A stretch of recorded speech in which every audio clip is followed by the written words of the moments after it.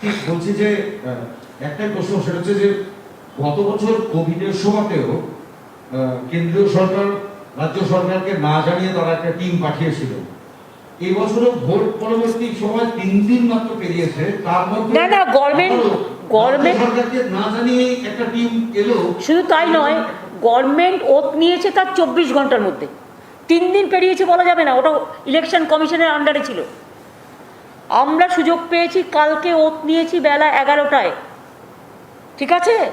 10:45-এ oath হয়েছে এবং সন্ধ্যেবেলায় চিঠি এসছে, স্টার্ন অ্যাকশন, এবং আজকে সকালে টিম পাঠিয়ে দিয়েছে। এ আমি জীবনে দেখিনি, বাট ওদের শুভবুদ্ধির উদয় হোক, গণতন্ত্রের জয় হোক। এসব করে কিছু করা যাবে না। এবং আমি মনে করি কিছু ফেক ভিডিও, কিছু, যেমন কালকে কোনো একজন আমাকে একটা ভিডিও পাঠালো, একজন সিরিয়াস লোক আমাকে একটা নিউজ পাঠালো যে এরকম একটা মেয়েকে বলেছে রেপ করবে। আমি তারপরে পুরো সারা রাত ধরে তাকে সমস্ত খোঁজালাম, সে তার বাড়ি পুলিশকে পাঠালাম। বলছে না না, আমাদের জাস্ট একটা গাছ কেটেছে, আমাদের তো এরকম ধরনের কিছু নেই। তার মানে কি, পুরো মিথ্যে কথা রটানো হচ্ছে, স্প্রেড করা হচ্ছে টোটাল মিথ্যে, বাংলার বদনাম করার জন্য।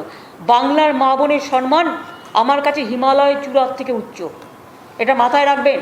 বিজেপি বাংলার মা বোনকে অসম্মান করছে মিথ্যে কথা বলে, এটা ঠিক নয়। যেহেতু বাংলার মহিলারা আমাদের ঢেলে দিয়েছে, উজাড় করে দিয়েছেন, তাই মা বোনেদের উদ্দেশ্যে এই সমস্ত অসম্মান আমি মানব না।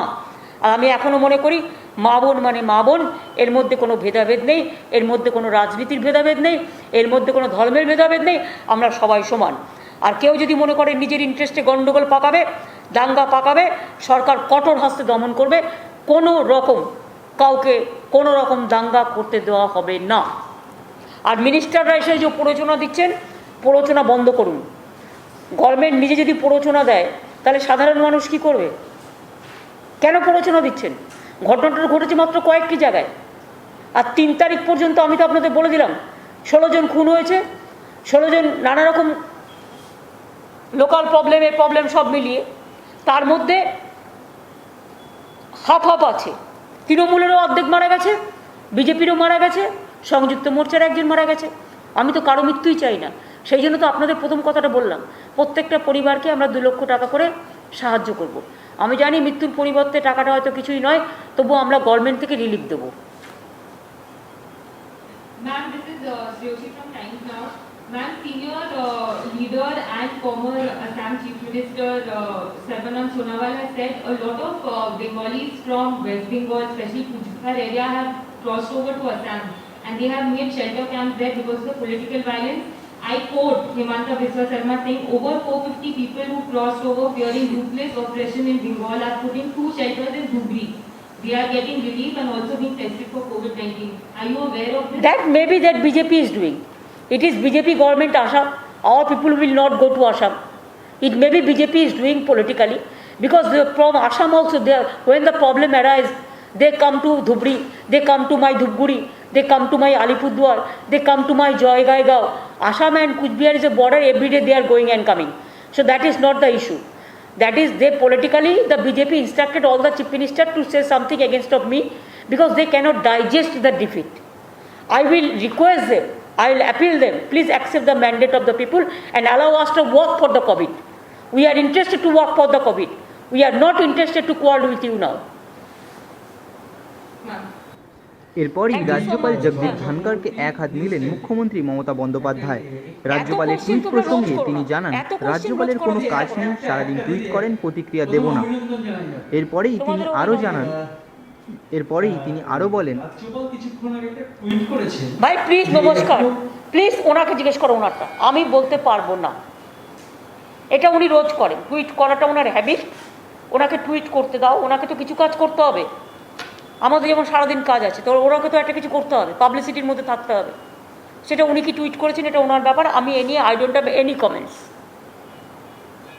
দিদি বলছি, আইটি সেল 2.5 মাস ধরে তো প্রচুর দেখলাম, এত ফেক নিউজ এখনো পড়ে যাচ্ছে একজনের নেতৃত্বে।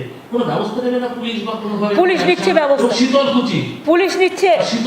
শীতলকুচি নিয়ে আপনারা জানেন, শীতলকুচি নিয়ে সিআইডি এনকোয়ারি চলছে। শীতলকুচি নিয়ে যে 5 জন মারা গেছিল, আমি বলেছিলাম 4 জন রাজবংশী মুসলিম এবং আরেকজন হিন্দু, 5 জনকেই আমরা 5টা হোমগার্ডের চাকরি দিচ্ছি। এটা আমরা অলরেডি কমিট করেছিলাম, এটা আমরা করছি, আমরা দিচ্ছি ওদের চাকরি। যারা মারা গেছে পোস্টপল ভায়োলেন্স তাদের প্রত্যেককেই সাহায্য করা হচ্ছে। ওই পরিবারগুলোকেও 5 লাখ টাকা করে দিয়ে সাহায্য গভর্নমেন্ট ইতিমধ্যেই করেছে। আর শীতলকুচির ব্যাপার নিয়ে সিআইডি এনকোয়ারি চলছে, সিআইডিকে এনকোয়ারি করে রিপোর্ট দিতে বলা হয়েছে। আফটার গেটিং দ্য রিপোর্ট আমি আপনাদের ডিটেলস বলতে পারবো। এসপি কে দেখেছিলাম সেদিন 3:30 হিন্দিতে বলতে যে হয়েছে, আর বিকেল 5টা ইলেকশন কমিশন বলে রিপোর্ট পাইনি। তা সেই এসপি বা তার ওখানকার পুলিশ বা ওখানকার থানা কি ব্যবস্থা একটু যদি বলো। এটা হচ্ছে যখন ইনভেস্টিগেশন চলছে, investigation is under investigation, so let us wait to see what happen on that day. I am sure some মিসচিভস is there, but I cannot comment right now until and unless the investigation is over. But we will take proper action against of the nuisance makers and the culprits. You have written several letters to the Prime Minister regarding the vaccine. Even yesterday also you have written. Did you get any reply on that? Because They don't reply. They don't reply. Why don't you ask to reply us?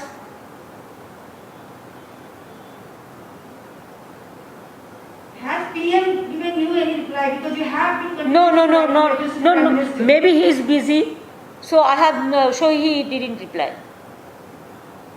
But shortage of vaccine is also a big deal. And It's a big thing, and 15 days is very crucial. Even I am really sorry that they are shifting our oxygen to other state. Now medicine is not available. That's why I have written several letters.